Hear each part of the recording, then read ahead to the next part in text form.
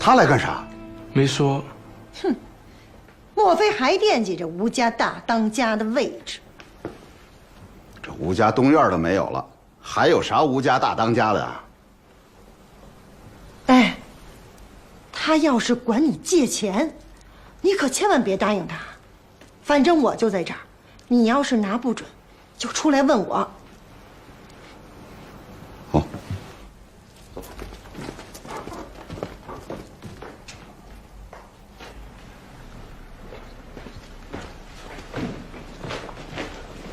三叔，啊，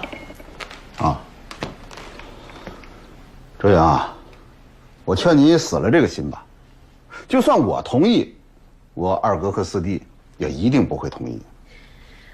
三叔，我今天来不是为了吴家大当家的事儿，我是想跟你商量，我们东院想把3元典当行收回来自己管。你说什么？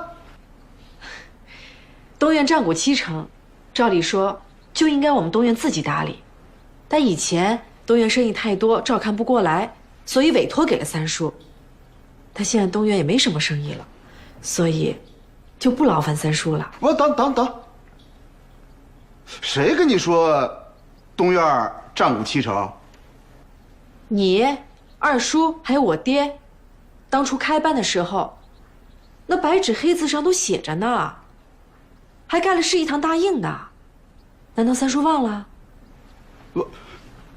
这事儿是有，但是前段日子大哥已经卖给我了，也是白纸黑字儿，还是我大哥亲笔写的。加盖示意堂大印了吗？按照吴家的规矩，没有加盖示意堂大印的契约都不作算，所以那70%股份现在还在我们东院名下。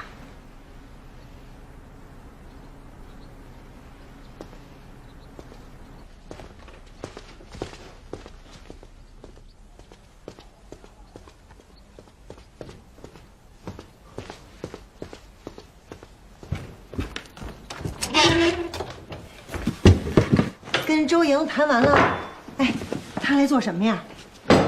哎，找什么呢？哎呀，这契约上确实没有示意堂的大印啊。我问你话呢。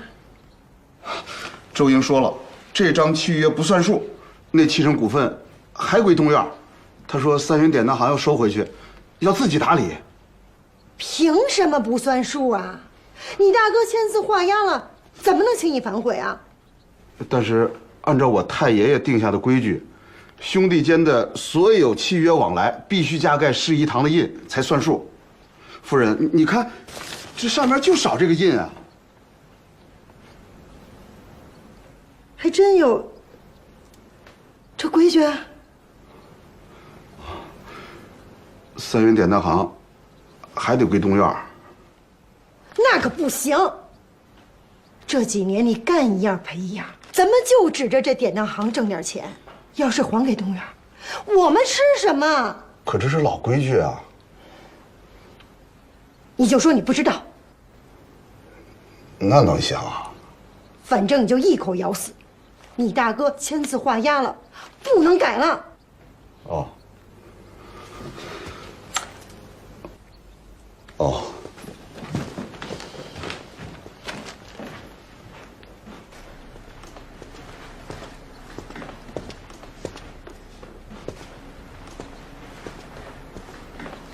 三叔，你找到那契约了吗？的确没有加盖示意堂大印吧？少跟我来这一套！什么示意堂大印？什么规矩？我不知道，没听说过的都不算数。反正3元典当行已经归我们南院了，谁也别想拿走。三爷，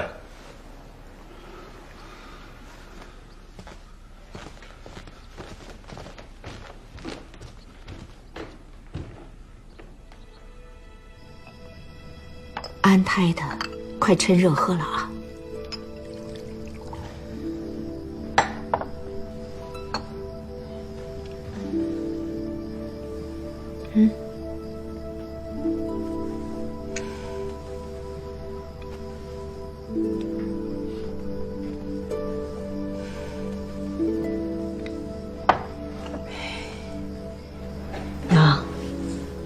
三叔家里的事情，是不是都是柳氏做主啊？你还真说对了，你三叔就是怕老婆。为什么？年轻的时候，柳氏是当地数一数二的美人儿。你三叔见了一面，就被收了魂了，就回来求你爹去提亲。开始啊，柳氏先不同意，后来你爹还是狠花了一些银子，你三叔才把柳氏娶到手。从此，他就把柳氏当宝贝一样宠着，都把她宠翻天了。哎，这就难怪了。你的意思是，柳氏拦着不还我们股份？那我去问他，他良心长哪儿了？他们是存心要赖掉这些股份，你去问了也没用。那怎么办？我们去告官。清官难断家务事，告官也不一定要得回来。三叔跟老爷嘴起了，这股份都要不回来，那老二跟老四手里的还能要回来吗？娘，别着急，我来想想办法。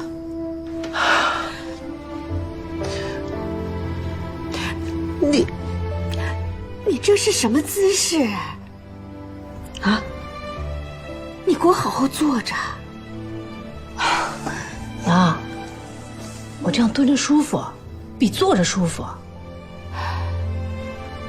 周莹，东院虽然已经不是以前的东院了，但规矩还是以前的规矩。再说了，你这个样子对孩子也不好啊。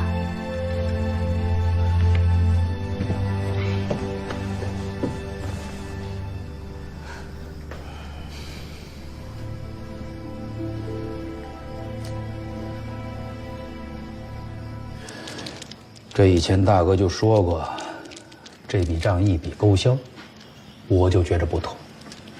啊，现在你又说，这个契约上没加盖十一堂的大印不作数，这个我也认。四叔，那张契约还在不？在。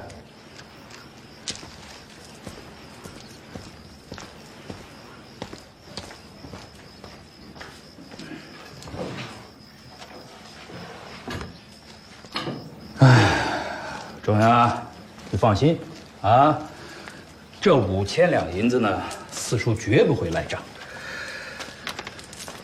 哎呀，只是啊，这以前生意做的不大好，钱基本都亏完了。现在我们中院呢，就剩下这么一个土布作坊，能勉强度日。这以前大哥体恤我，从来没问我要过钱。当然，现在不一样了。东院的光景也不怎么好，啊，也缺钱。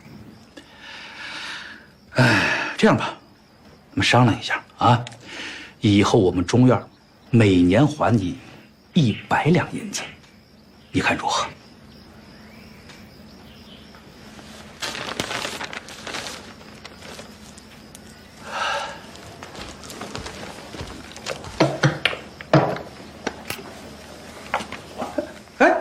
周阳，哎，你把这印盖上，这钱我可就不还了啊！我知道。四叔，请一笔银子可重要多了，是不？那是。周英，你说的没错，吴家的确有这规矩，没有加盖十一堂大印的契约，全部不算数。这契约拿回去吧。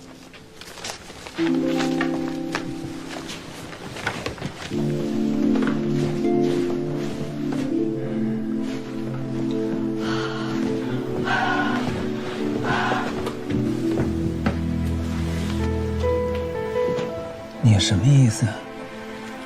二叔，我今日来，不是为了追讨这些客商，以及这些客商手中的应收账款，我只是想请二叔来主持一个公道。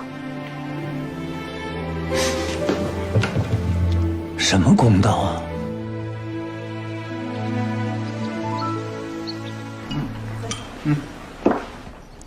呀，老三、弟妹、老哥、老四，吃饭呢？啊，怎么了？一块儿吃吧。是我把二叔、四叔请来的。你们来的正好，我家老爷呀，正要把这1000两银子交给你们东院了，正好你们给我们做个证，以后啊，咱们就了不相欠了。三哥，这银子呢，先不忙交啊。你也知道，咱们祖上是有规矩的，这任何契约上不加盖示意堂的大印，这都不作数，啊。那就把印盖上去。我不要银子，我只要股份。三哥，东儿不愿意，就别硬逼着人家东儿把股份卖给你了。可大哥亲口说的呀，1000两银子卖给我，你们咋不听大哥的呀？爹这么说，并不是他的本意，只是权宜之计。大哥一言九鼎，怎会戏言？老三，大哥和我们断绝关系，那是为了保全我们，演给外人和官府看的一出戏而已。现在既然示意堂的大印在此，我看你啊，还是遵从祖上的规矩，别再惦记那7成股份了。这不是，哎呀，这规矩是死的，人是活的，这大活人还能被这规矩给框死啊？弟妹啊，你有何高见呢？我哪有什么高见呀？我就是觉得吧，这么多年都过去了，皇上都换了好几个了，这吴家也散了，这示意堂大印束手束脚的，还不如扔了算了。怎么说话呢？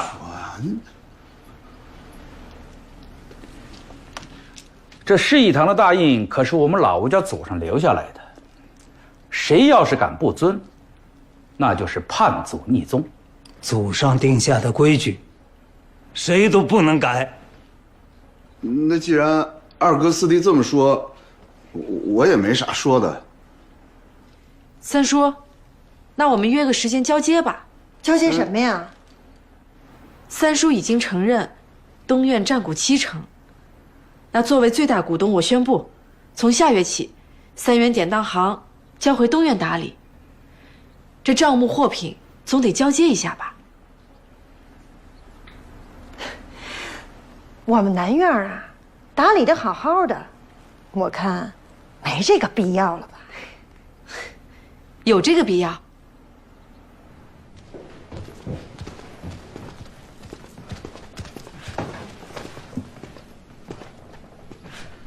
夫人，咋了嘛？你怎么这么轻易的松口啊？7成股份，2万多两银子，就这么没了。哎呀，那大哥在世的时候，我要钱，大哥给钱；我要生意，大哥给生意。大哥虽然现在不在了，可是咱也不能做得太过分啊。那再说了，我们吴家确实有这规矩。如果是大哥找怎么样，咱们无话可说。就算是盖了印，咱们也还。我就知道你有情有义。你听我说完。可现在明明是你大哥要给，那寡妇要我们还，怎么着？你也是吴家的三叔吧？怎么就让一个小辈的女人说什么就是什么呢？你大哥现在走了，论吴家剩下的人，论排行你是老2，论实力论威望你可是老大呀，你怎么能让一个排不上号的寡妇给压住了呀？我还真没想到这一层。我告诉你，今天我们是输了这一招，下一招无论如何也不能输。那经营权无论如何也不能还回去。可他是大股东，他说换谁就换谁，我没有办法吗？我有办法。娘，怎么样了？总算是把典当行给要回来了。谢天谢地，那老二老四的那几样也要回来了。娘，为了争取二叔和四叔，我擅自做主，把他们手里的契约都盖上示意堂大印了。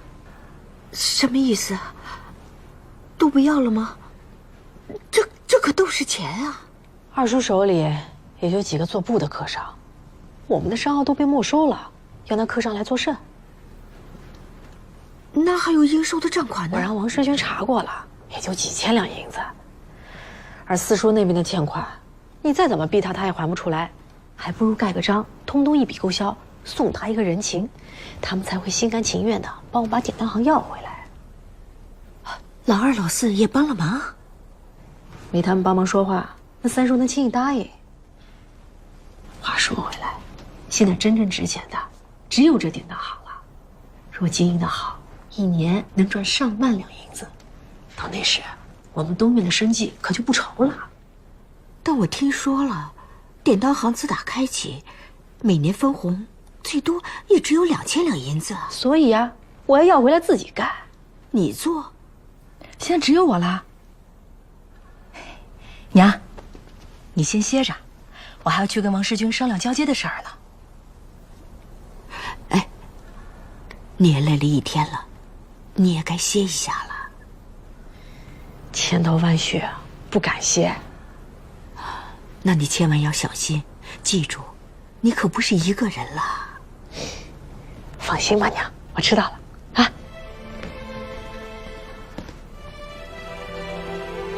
看不出来，我们家少奶奶有点能耐。你们都听到了，她说她要自己做生意，但她是个女人，能行吗？她也没做过呀。我看行。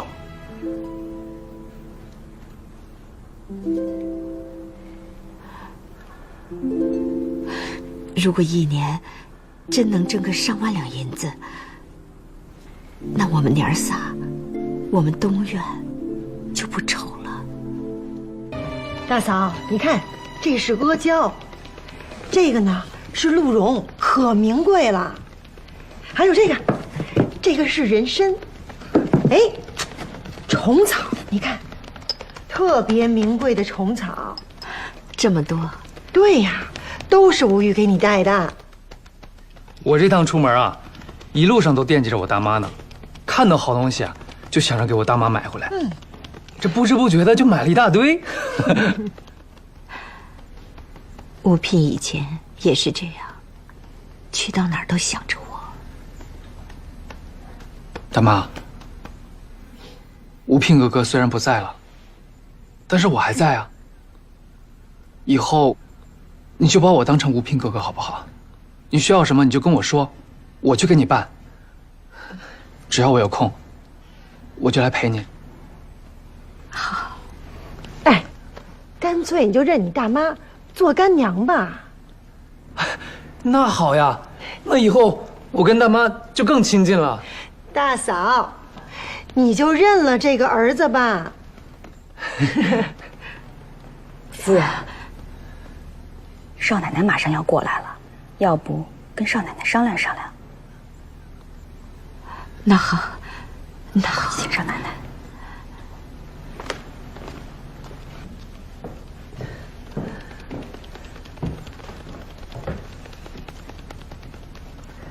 大嫂，这周莹和王世军天天同进同出的，好像挺亲密的。也没啥吧？对，没啥，没啥。春杏儿，少奶奶，春杏儿，少奶奶，春杏儿，少奶奶。这个事儿啊，就是娘，哎，我觉得不必多此一举。呀，三婶儿，我这肚子里已经有吴聘的骨肉了，这东院已经有后了，就不劳烦吴玉兄弟了。周莹，我这么提也是心疼你呀。你看，再过几个月你就要临盆了，可千万不能累着。这以后有什么苦活累活啊，就交给你兄弟来干。大嫂，这家里添了一个人，可添了好多事儿。我有个提议，像典当行这样繁杂的事儿啊，你们就别管了，交给我们南院。你跟少奶奶呢，腾出时间跟精力，专心专意的照顾这得来不易的大孙子，你看如何？哎呦，三婶儿，我又不是什么大户人家小姐出身，哪有那么娇气？这怀个孩子就不能看账管家了？三婶放心，这3元典当行保证管好，孩子也看好。我是生过孩子的人。哎，对了，三婶儿，还要麻烦三婶儿给三叔带个话，后天初5我会带着王世军去3元典当行交接所有账目。啊，娘，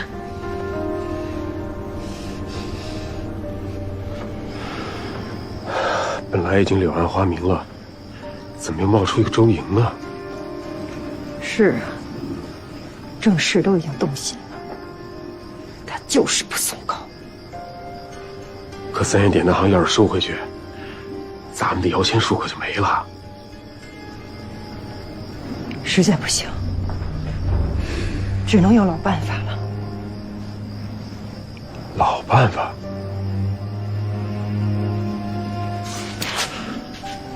再干一次。不行不行，风险太大了。吴聘死了，到现在都没人怀疑我们，没什么风险。这么短时间死2个人，一定会被怀疑的。那这次就不下毒。你想怎么做？我有办法。婉儿，咱们这么做是不得了。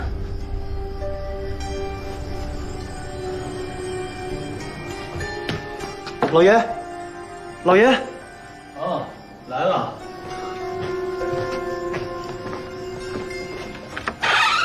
老爷，您的信。谁送来的？不知道，送信的人搁在门房就走了，也没看清主人。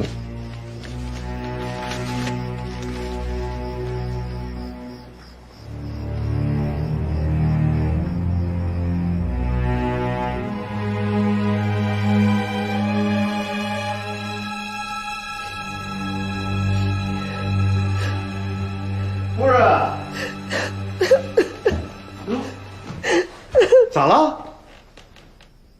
谁欺负你了？告诉我，我找他去。老爷，还不是因为东院那少奶奶。周莹，她一个丫头，为了救急抬举了一下她，就不知道自己的斤两了。再咋说，你也算是长辈，她是个什么东西啊？竟敢在你面前蹬鼻子上脸？他骂我也就罢了，可是他骂你的话，我听着太难受了。他骂我啥？今天我带着吴玉去看大嫂，可他却说我们贪图东院的财产，还骂我跟吴玉是虚情假意。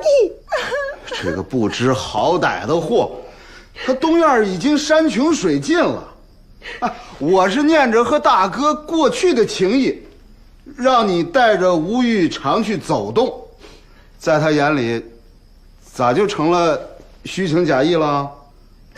他还说，你这辈子怕老婆没本事，一辈子一事无成。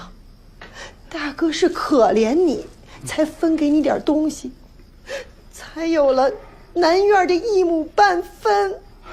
胡说八道！我和大哥闯天下那时候，还没他呢。他又提了那个3元典当行，说你又笨又懒，说这典当行这么大的一块地儿，才做了这么一点生意。他还说这几年啊，不知道你在典当行里给自己漏了多少钱呢？我去扇死这个满嘴喷粪的贱人！老爷，你别冲动。他这么败糟我，难道我还能容忍他？哎呀，老爷，这个女人阴险毒辣，她什么事儿都做得出，你可千万别去惹她。再阴险毒辣，我也不怕，不过就是个寡妇，我不怕她。哎呀，她有帮手。谁？你还记得我有个远方的侄儿，在别院当差吗？记得吗？还是我推荐给吴聘的。咋？是他？我……哎呀，不是，你听我说。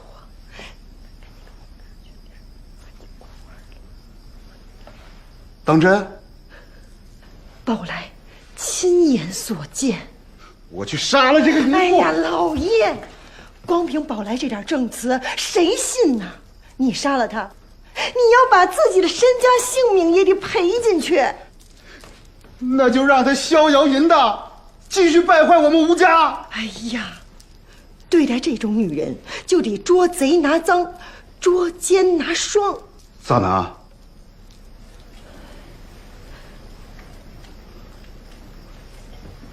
我有办法。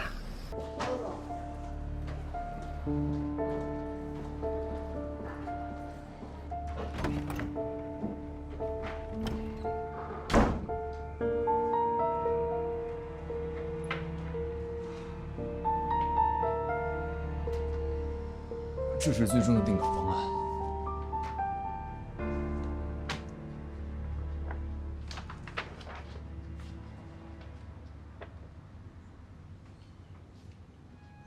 有什么变动的地方？基本上没什么变化，就是场地做了些调整。为什么调整场地？出了什么问题？因为之前备选的那4块场地在同一天内都被定出去了，而且我还发现了一些很有意思的东西。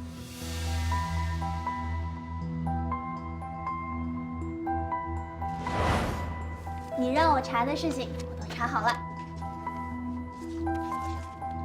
可以啊，这么快就查到了？那是你让我办的事情，我能不尽心尽力的办好吗？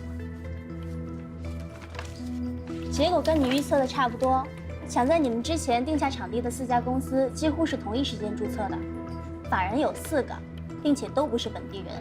我按照工商信息网站上的地址去实地看了一眼，发现并没有这几家公司。最后我托人去他们的户籍所在地的派出所去问了一下，得到的结果是，他们都曾来过本市，并丢失过身份证。也就是说，有人搞到了他们的身份证，然后注册了这4家公司。就是这个意思。那你查到这几家公司的资金来源了吗？对方做到这种程度的话，我估计想查到资金来源很难。要不我再帮你查一下？不用了，谢了，思雨。哦，对了，这件事千万别让别人知道，特别是林文雅。为什么？我有我的计划，合适的时候我会告诉她的。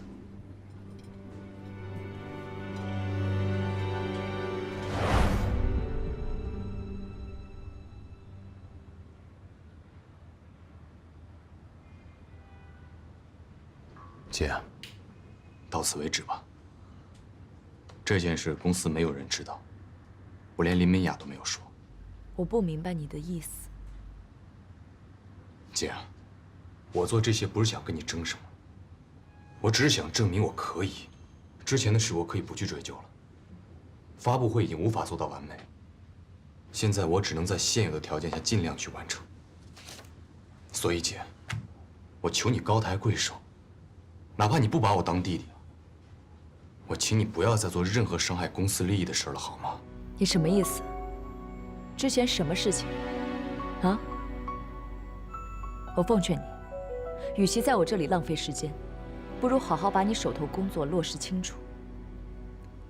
千万别再出任何差错，也千万别把你这些无端的揣测当成你无能的借口。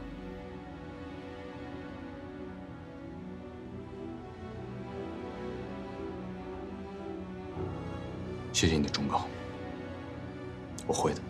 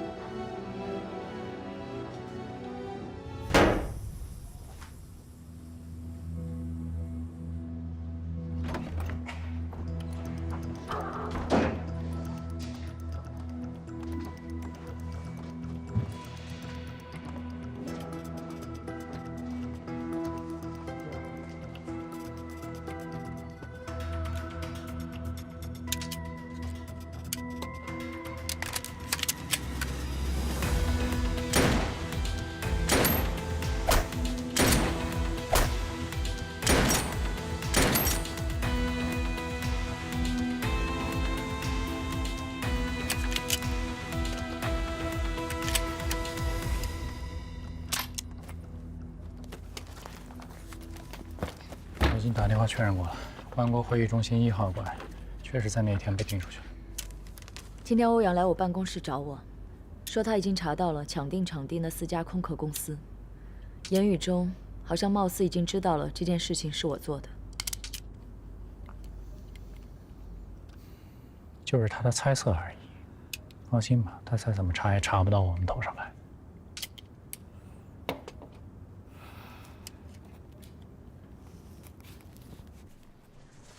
按照之前我所说的内容，尽快把宣传样品的修改方案发给我。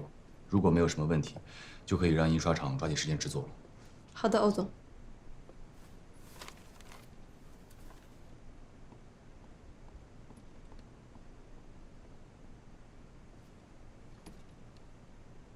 欧阳，咱们是不是应该重新组建一个团队？什么意思？这些人里面肯定有你姐安插的眼线。我已经跟你说过了，没有证据不要乱说话。我现在可没有时间重新组建什么团队，我还有事要先走。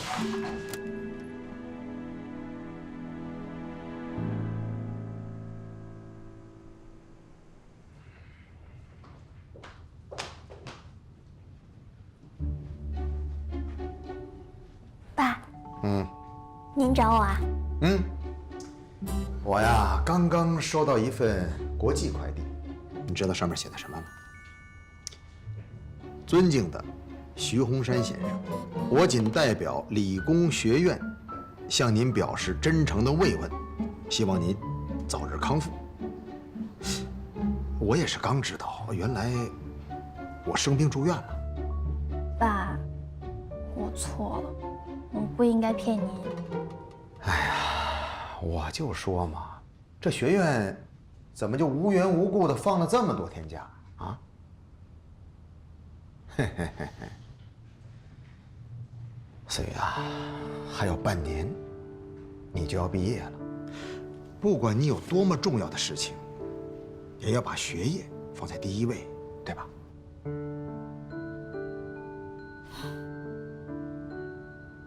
最近你为欧阳的事儿可没少下功夫啊！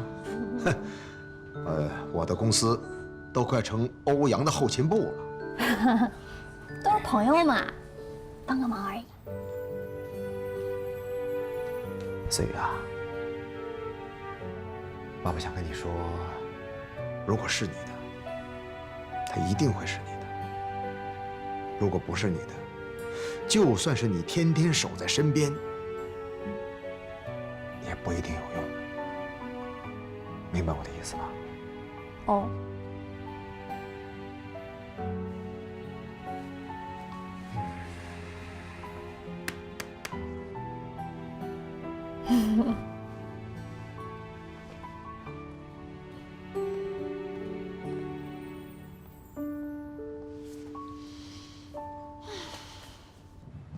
欧总，那这次的秀，首席模特那茬，你有什么想法？按老规矩吧。Grace，哎呦，欧总，这我真的替 Grace 好好谢谢您啊！虽然你们已经分手了，但是你们公司大大小小的秀还是由他来做首席。欧总，实话实说，您真是爷们儿。我们两个人在一起的那2年，他为我放弃了很多的机会，就算是对他的补偿吧。是，抛开这些不说，以 Grace 的实力，也确实应该他来。欧总，您说的太对了。那真是多谢小欧总的肯定，要不是欧总给饭吃，我可能早就饿死街头了。哟，Grace 来了。欧总公司下半球新品发布会，万众瞩目。那为了表达我的感谢，欧总是否能赏个光，让我请您吃个饭呢？我也很想去，只是因为最近发布会的事情太忙，下次吧，我请你好吗？我先走了。好，欧总，那我送送你啊。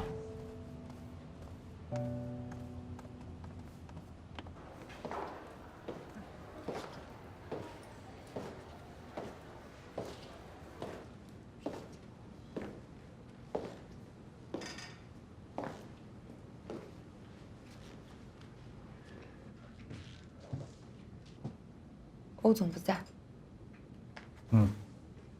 我知道。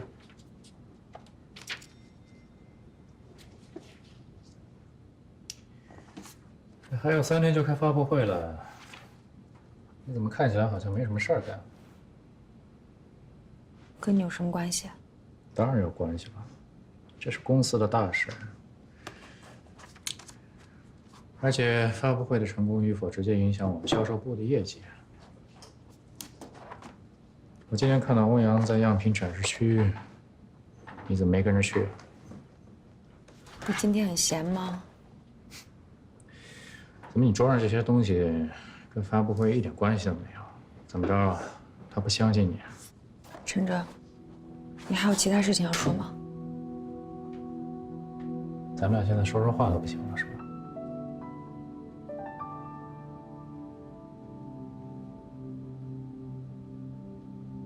我不是正在跟你说话吗？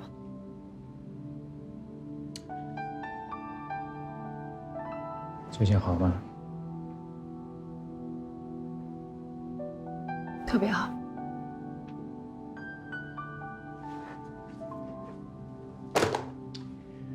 我还是劝你早点辞了这份工作吧，啊，找个适合自己专业的。跟欧阳这种富家公子玩啊，你玩不过的。公司有规定，在上班的时候不可以闲聊。这里是欧总的办公室，如果你不是来找他的，请你离开这儿。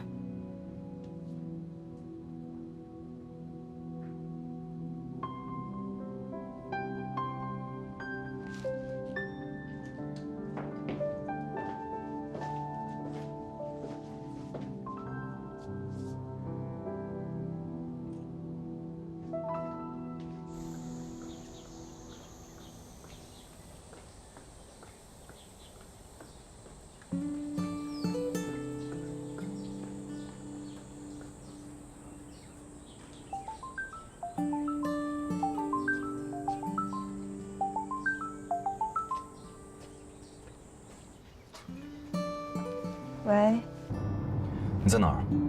家门口。现在立刻去印刷厂，把印好的宣传样品送到场地来，快！好，我知道了。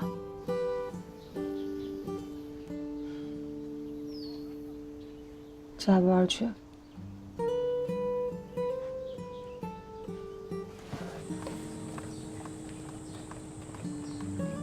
来，快点，快点，快点，来，快点，放手轻点，快点，快点，快点，来，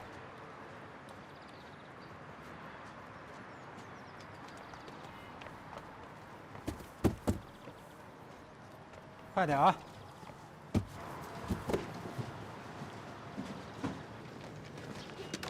林小姐，东西都在这儿。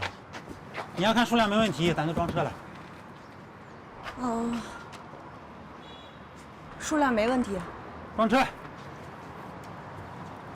快点。上去一个码好了，快点。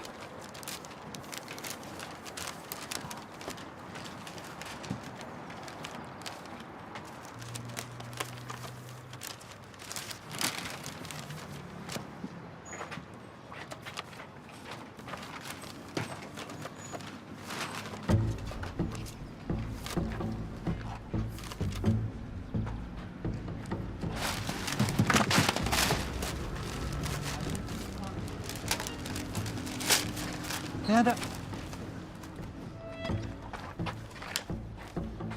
这什么呀？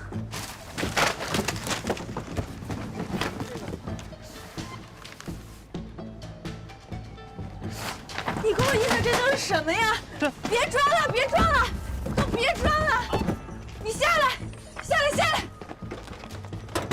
别装了！你这都印的什么呀？你们都怎么干活的？你印成这样，我都怎么用啊？不是林小姐，你别着急，这不是我们要印成这样的呀。我别着急，你都给我印成这样了，我没法用，我能不着急吗？不是林小姐，是这样的啊，贵公司呀发我们的图片像素太低了，样稿上的排版错字也是这样式的。我们当时呀第一时间就和贵公司沟通了，而且反复确认过，贵公司说你们就是要做成这样啊。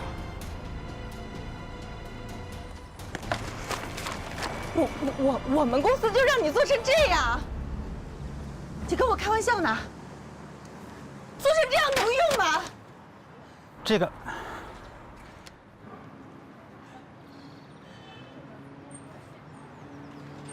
对不起，这样，这些东西，钱我照付，但是这些东西没有办法使用，我们重新做，好不好？咱们辛苦一点，重新做。我现在回去跟设计说，让他把最新的稿子给你发过来。我现在给他打电话。来不及了，林小姐，现在展览活动这么多，全部都是急活，就算我们的工人从白到晚连轴转来赶进度，你们的活也排不上。再说了，就算我们加班加点给你印，2、3天它也出不来呀。林小姐，你看这。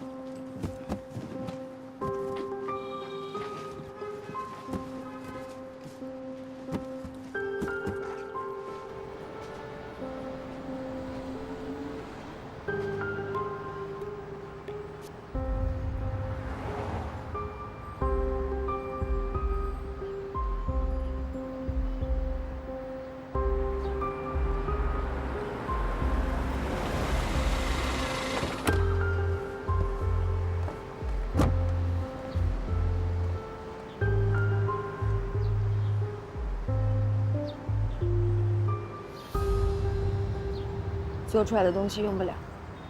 他们说，咱们给他们的照片像素太低，文字和排版也都是错的。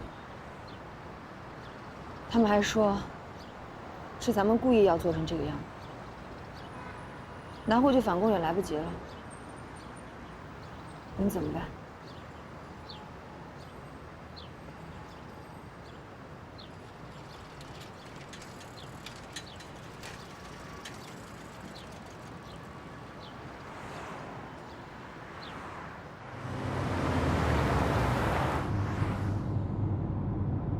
完了，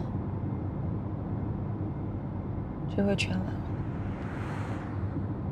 早就跟你说过，这么重要的事情，不能再交给他们操办。早就告诉你，咱们的团队里面有内鬼，就是不信我的。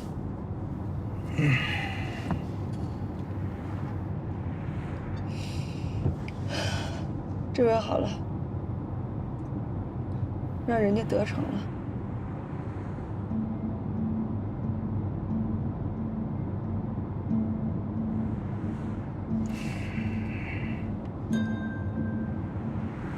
你不说话也没用，要是早点听我的，根本就不至于落成现在这样。欧阳，发布会能不能推迟几天？这样咱们重新制定宣传品，就一切都来得及了。媒体那边我可以一家一家去跟他们解释咱们推后的原因，还有各省代表，公司可以出钱让他们在这儿玩几天，你觉得怎么样？行不行？行不行？你说话呀！咱们现在去哪儿？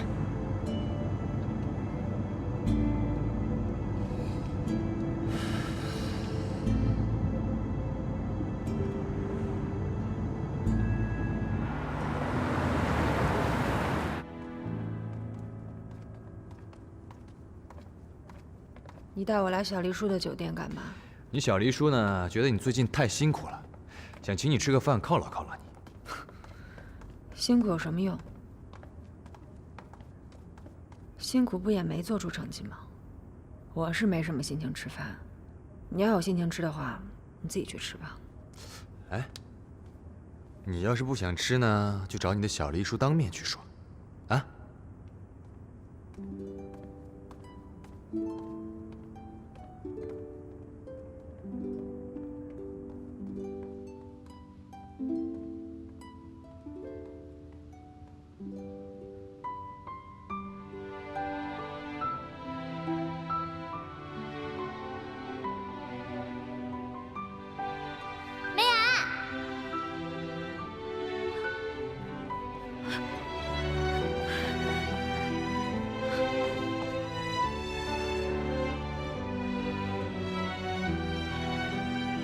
明后天会展公司的人就会进场调试灯光、音响以及主背景板。冷餐会会在发布会当天准备好。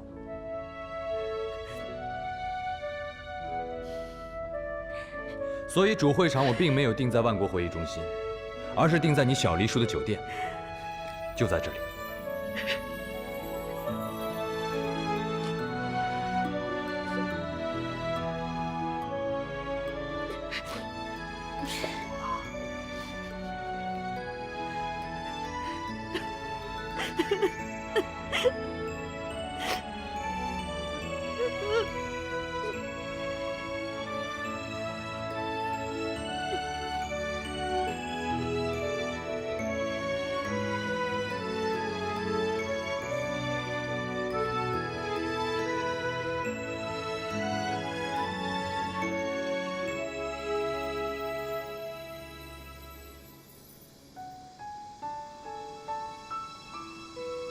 欧阳，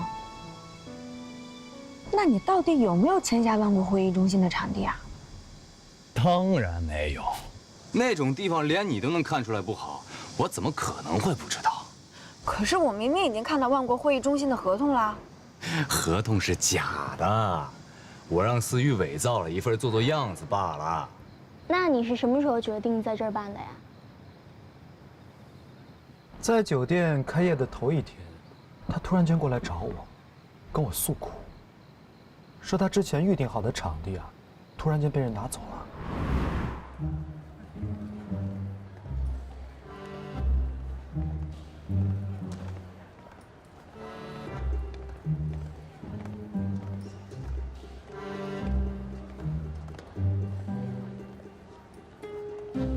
哎，刘，我已经想明白，我这发布会定在哪儿了。定在哪里？就你这酒店。哎，我什么时候跟你诉苦了？我那是在跟你谈合作，好不好，大哥？哎，大哥，这个时候就不要嘴硬了，好吧？其实他给我的报价根本不够回收成本，但是他给了一个我无法拒绝的理由。要不然这样啊，你直接成为我的协办方怎么样？我这次在电视上投入了大量的广告费，网站上也会全程直播。你这酒店才刚刚开业，我就给你做这么大宣传，这么大便宜，是不是没事偷着乐啊？啊！我谢谢你啊，兄弟。我的酒店虽然刚刚开始营业，但是在这之前，我已经试运营将近1年了，好吧？我的万豪不需要你的宣传，谢谢。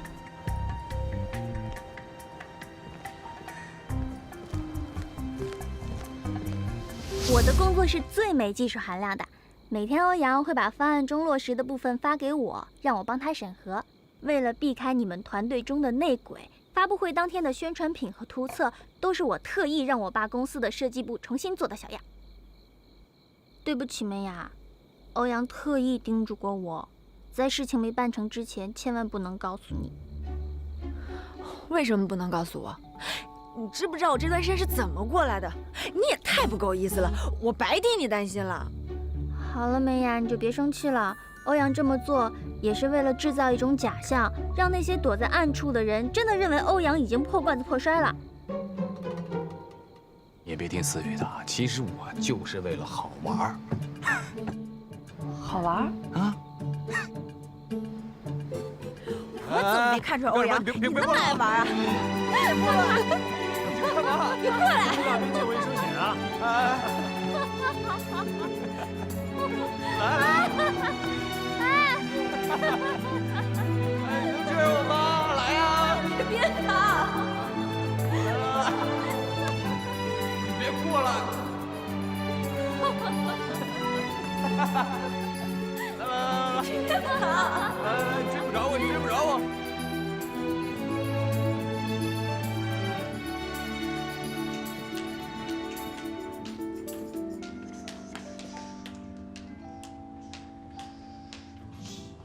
哎，林秘书，今天是什么情况？下午模特来彩排。那你跟我一起去好不好？顺便指点指点。我不去。你需要我的意见吗？还生气呢？我才不会再生你的气。你是怎么做到的？我都快跪在地上求你了，你依然能够做到面不改色、心不跳的看我笑话，我都能想到你当时心里多么的幸灾乐祸。欧阳，我告诉你，我绝不会原谅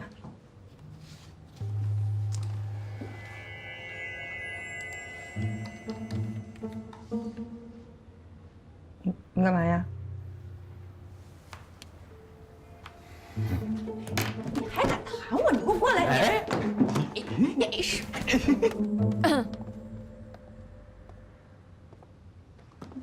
欧总，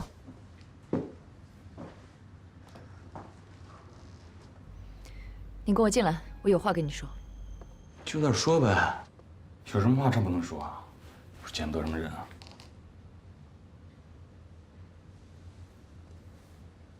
出去。哎，坐着。坐下。坐下。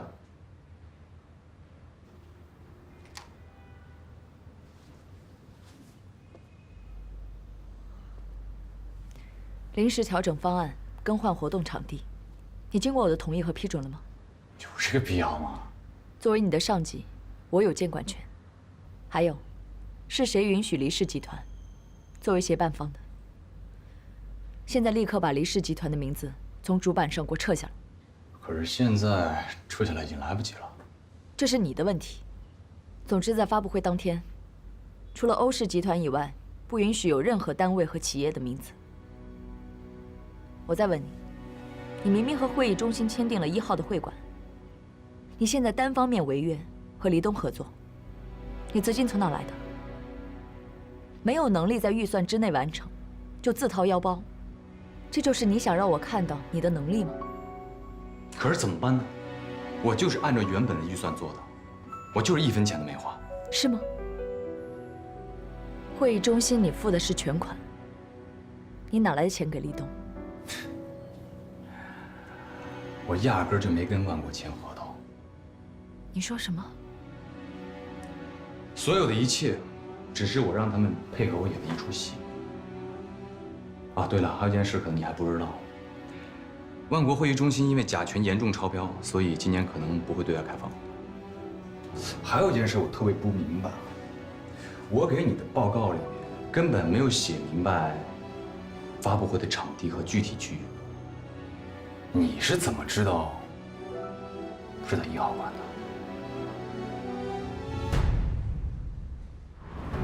欧总，通知媒体去哪个场馆？1号馆，不要告诉任何人，明白吗？明白。3号馆，不要告诉任何人，明白吗？明白。2号馆，不要告诉其他人。明白。所以我当时就知道谁是你安排在我身边的眼线。还有之前的几家空壳公司抢走我们的备选场地，也是你做的吧？大到场地，小到伊拉堡宣传册，你宁愿整个发布会变成一场笑话，你宁愿公司投入在新产品上的宣传、推广等人力物力汇聚一旦，你不惜一切代价的一步一步的想要置于我死地。你还是原来那个呕心沥血的总裁吗？你还是我最喜欢那个姐姐吗？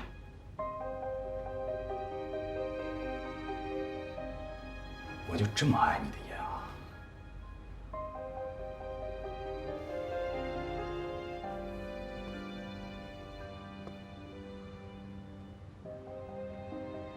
是。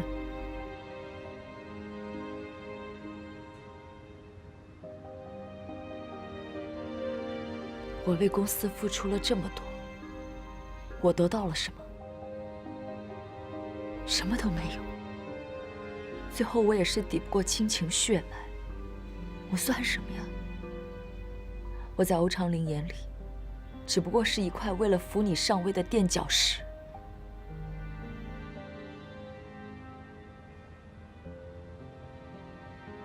姐，我早就说过了，我从来没有想过跟你争。你嘴上是这么说，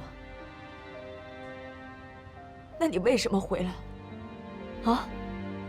爸让你退出项目的时候，你为什么又不同意啊？你现在做的每一件事，都是在挑战我。你把事情做到这种地步，你让我如何相信？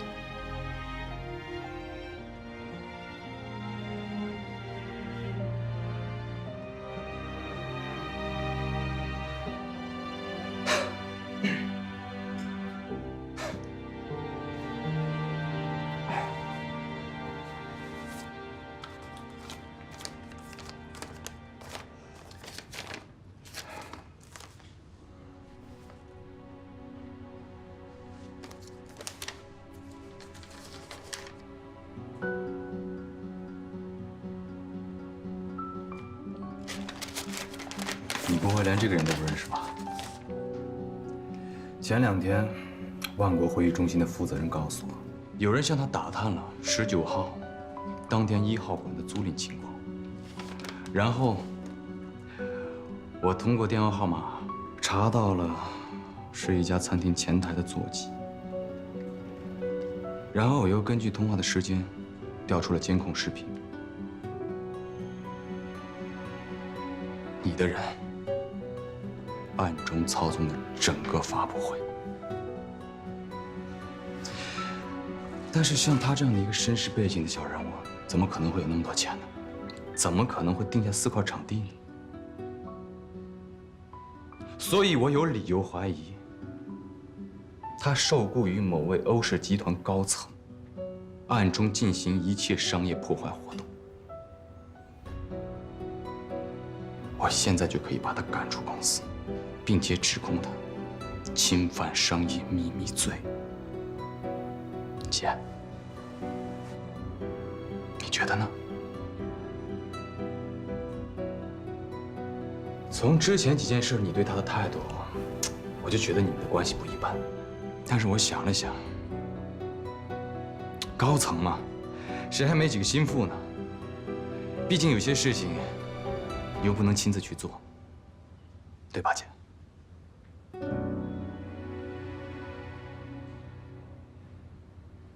说吧，你到底想怎么样？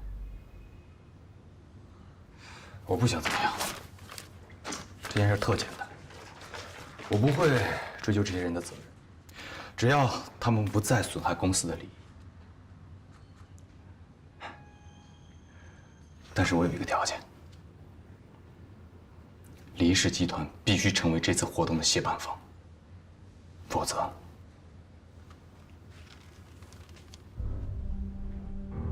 可以，我同意。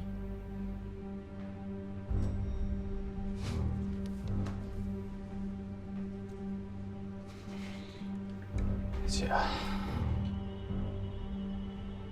我们之间为什么会是变成这样？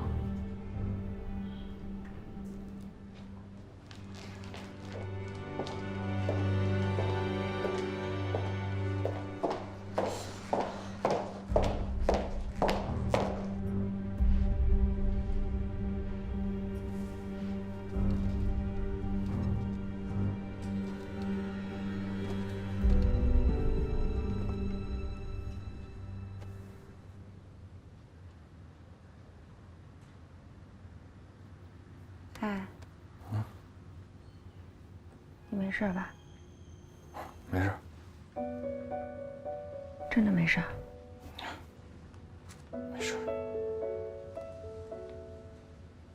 我刚才听你说，你查到你姐的心腹了，谁呀？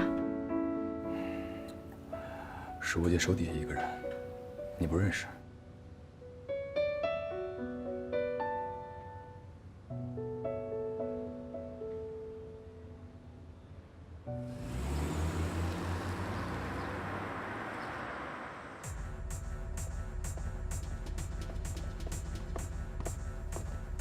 怎么样，二位？看看还满意吗？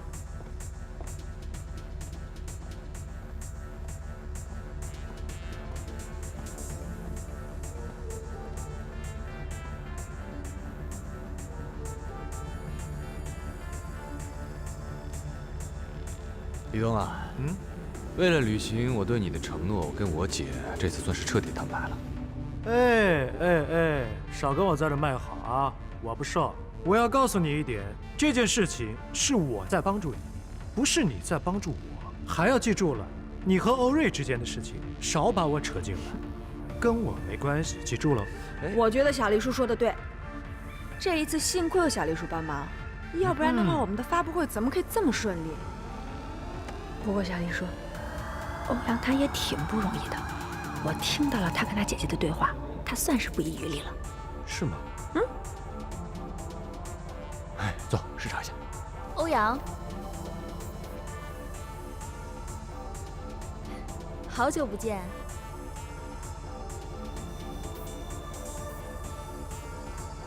怎么就好久不见了？上次在经纪公司不是见过一面吗？那只不过是打了个照面。本想约你一起吃个饭，叙叙旧的，可你连这个机会都不给我呀。最近实在是太忙了，有时间啊。哎，李东，你刚才不是说各省代理已经入住客房了吗？咱们去看看吧。哦，对呀，给代理安排的房间，我们必须亲自审查一遍才对啊。对啊。Grace， 那不陪你了，我们先走一步。哎，你们俩去哪？房间的事情不是都已经确定好了吗？为什么要去看房间？我去。你是来彩排的吧？林美雅。对，是我。你放心，客房都已经安排好了，他们不会去看客房的，他们哪儿也不去，就在这儿看你们彩排。你就是他的女朋友吧？不是，误会了，我不是他女朋友，我就是他秘书。哦，我知道了，秘密恋爱是吧？也是，不公开有不公开的好处，这样分手的时候更简单，不拖泥带水。不过这欧阳的口味倒真是变了，的确。米其林吃腻了嘛，偶尔尝尝街边大排档也是别有一番滋味呢。但我奉劝你，不要妄想只图一时新鲜的大少爷会把大排档买下当食堂，也不要妄想脏馆子里的麻辣烫能上得了米其林的餐桌。当然了，玩玩可以，各取所需没有问题，就是你千万不要付出真心，否则一旦城管来了，这街边脏摊儿可说取缔就被取缔了，是吧，欧阳？好了，先聊到这吧，改天有机会再来好好聊。走了，李东。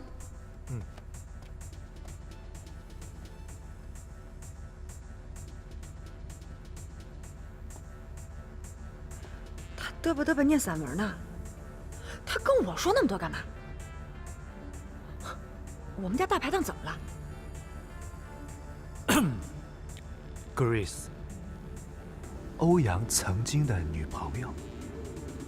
不过她跟那些网上传的靠跟欧阳搞暧昧、拉流量、博取关注的女人不同，她曾经挺喜欢欧阳，只不过后来欧阳，小小的伤害了她一下，她就性情大变了。伤害了她，她跟我说那么多干嘛？